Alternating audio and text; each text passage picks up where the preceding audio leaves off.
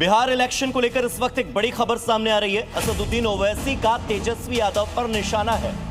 तेजस्वी आसमान में उड़ रहे कहना ओवैसी का, और सीमांचल की जनता तेजस्वी को जमीन पर सुलाएगी।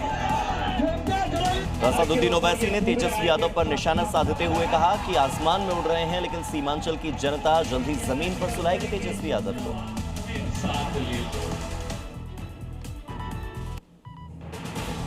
और पूर्व विधायक अनंत सिंह की गिरफ्तारी के बाद बिहार में सियासत ने रफ्तार पकड़ ली है।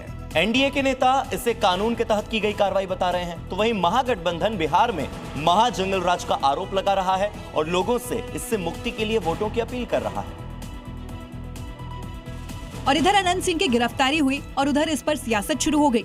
एनडीए के नेता दावा कर रहे हैं कि बिहार में कानून का राज है, सरकार न किसी को बचाती है और न ही किसी को फंसाती है। दरअसल मोकामा में दुलारचंद यादव की हत्या के बाद विपक्ष बिहार में लॉ एंड ऑर्डर को लेकर सवाल उठा रहा था। मामले में अनंत सिंह का नाम आने के बाद विपक्ष को नीतीश सरकार पर निशाना साधने का मौका मिल गया था। दुलारचंद यादव की हत्या के मामले में अनंत सिंह के अलावा 80 गिरफ्तारी हो चुकी है। पुलिस इस मामले की जांच कर रही है, लेकिन इस बीच सत्ता पक्ष और विपक्ष दोनों इस पर अपनी सियासी रोटी सेक रहे हैं। तो मोकामा में बाहुबलियों के बीच की ये लड़ाई गैंगवॉर के कारण हमेशा चर्चा में रही है। करीब 45 साल से मोकामा का अपराधी इतिहास खून, राजनीति, अदावत के किस्सों से भरा रहा। चुनावी मौसम के आते ही यहाँ का माहौल और बारूदी हो जाता है, जहां बैलेट नहीं बल्कि बुलेट से आखिरी अंजाम तक पहुंचा जाता है।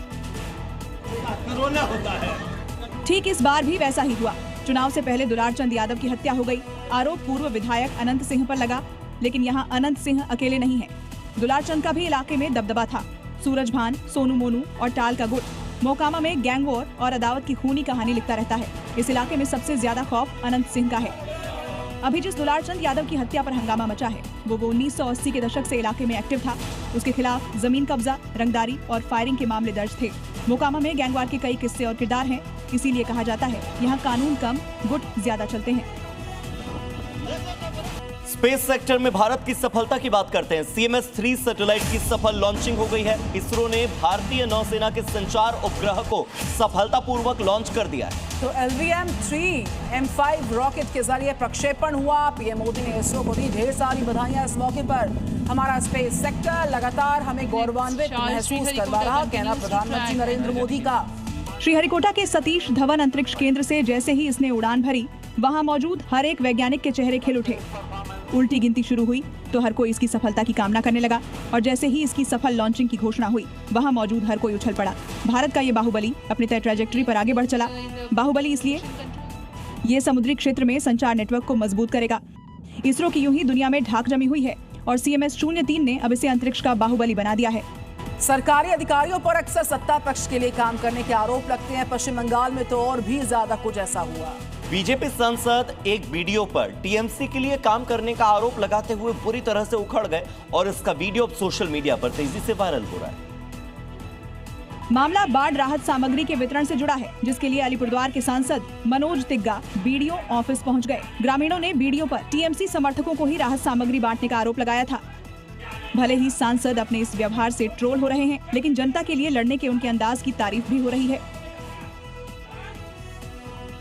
केन्या से, जहां पर पश्चिमी रिफ्ट घाटी क्षेत्र में यानी कि वेस्टर्न रिफ्ट वैली में हुए लैंडस्लाइड से 21 लोगों की मौत हो गई है। 30 लोग लापता हैं। 21 की मौत का आंकड़ा है और 30 लोगों के लापता होने का आंकड़ा सामने आया। 30 लोगों को अस्पताल में भर्ती करना पड़ गया। हादसे के बाद सभी लोग लापता हैं। जो जरूरतमंद हैं उनको एयरलिफ्ट किया गया। प्रभावित इलाकों में आपदा प्रबंधन टीम युद्ध स्तर पर जुटी हुई है। केन्या के पश्चिमी रिफ्ट घाटी क्षेत्र में राहत और बचाव का काम जारी है। इस इलाके में हुए लैंडस्लाइड से 21 लोगों की मौत हो गई, जबकि 30 लोग लापता हो गए। इतना नहीं, पश्चिमी केन्या में करीब 1000 घरों को नुकसान पहुंचा है। कई सड़कें टूट गई हैं। इस हालत में जीना मुश्किल हो गया है, तो जरूरतमंदों को एयरलिफ्ट किया गया। 30 लोगों को अस्पताल में भर्ती कराना पड़ा। हालांकि हालात को सामान्य बनाने के लिए हर मुमकिन कोशिश की जा रही है।